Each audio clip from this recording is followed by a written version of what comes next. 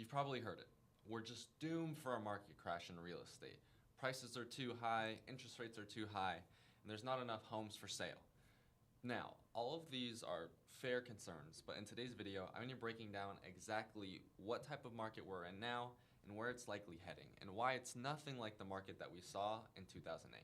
But if you are looking to buy, rent, or sell, make sure you reach out to me because I am a realtor here in Irvine. All of my information will be in the description below, but I'll also put my number right here. That way you can easily give me a quick text or call. But now we'll get back into the video.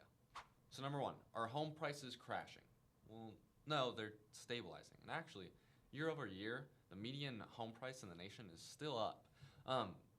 But the basic idea is there's not that many homes for sale in comparison to the amount of people who want to buy. Supply and demand. Currently, listings are selling at around 98% of the list price, specifically here in Irvine. So it's still selling relatively close to list price. We're just not seeing 110% like we were seeing in the 2020, 2021, 2022 seasons where homes were just flying off the shelves. And on top of that, when they were flying off the shelves, it's because there was that 3% interest rate. And everybody who bought then has that 3% interest rate. They have all this equity, but if they go to buy a bigger and better home, chances are they're going to have double the mortgage. And for most people, the amount that they'll be getting in a better home just isn't worth having that much higher of a monthly payment. So number two is, let's break down why right now is not 2008. In 2008, the issue was bad loans. People were getting loans that they couldn't afford, and lenders were just giving it to them so that they could make money on the loan. Then everybody had to go sell their home because they couldn't afford the payments.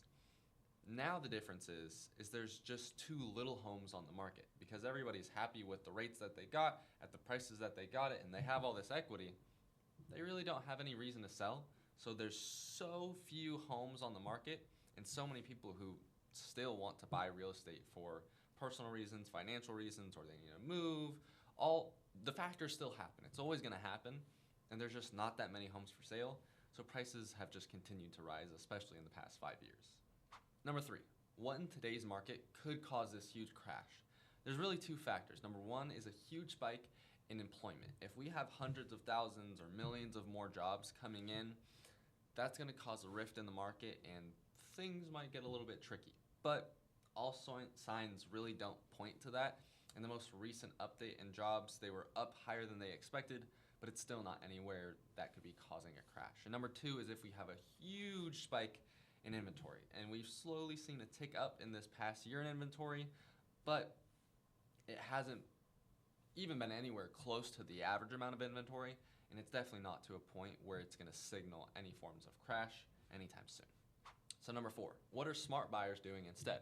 Instead of waiting for a crash and for things to be miraculously better, they're creating it now. So one of the biggest factors that I'm focusing on right now with my clients is 44% of sellers are giving some form of concession. So what that means is the seller is giving the buyer free money to get their home sold. Now this isn't price off the home.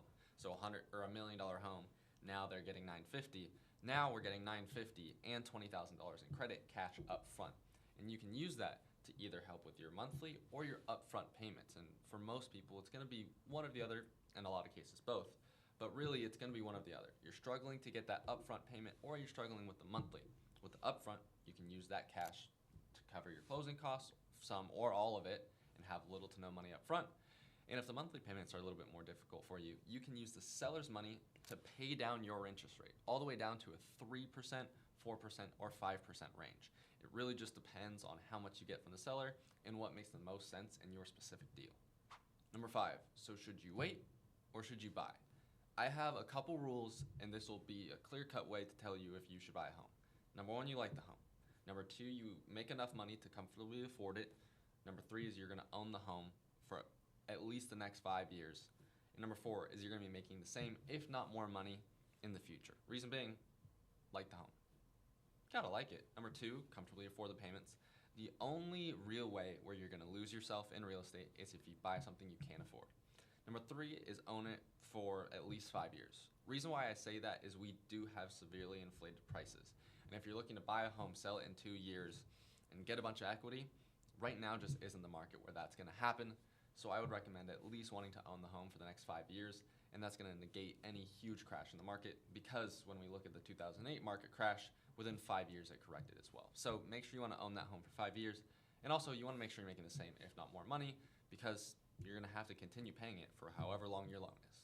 So if you said yes to every single one of those things, then there's no reason not to buy, because even if we do have a huge crash, you're going to own the home long enough where you can have options.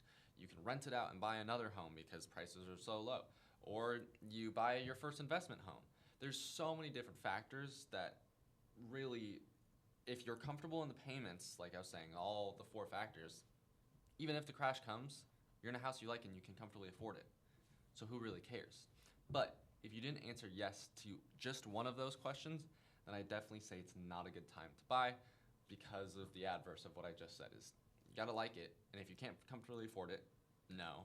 If you're not gonna be making the same, if not more money, then also probably no. That one's a little bit more tricky, because if you have enough saved up to cover the loan, then sure. So yeah, that's really just the cut and dry is yes on all of them, or no on one of them, and then there's your answer. So, key takeaway, is there a crash coming? Most likely not. But if you are still looking to buy, you also need to understand, if there is a crash to occur, I want to be in the best place possible. And if you use my rule of 4, even if there is a crash, which most likely there won't be, then you're still going to be in a great spot. But thank you so much for tuning into this week's video. I release videos just like this one every single Friday, detailing the benefits of homeownership and how to buy a home. So if you enjoyed it, make sure you subscribe so you don't miss out. But as always, thank you so much for tuning into this week's video. I'll see you in the next one. Talk soon.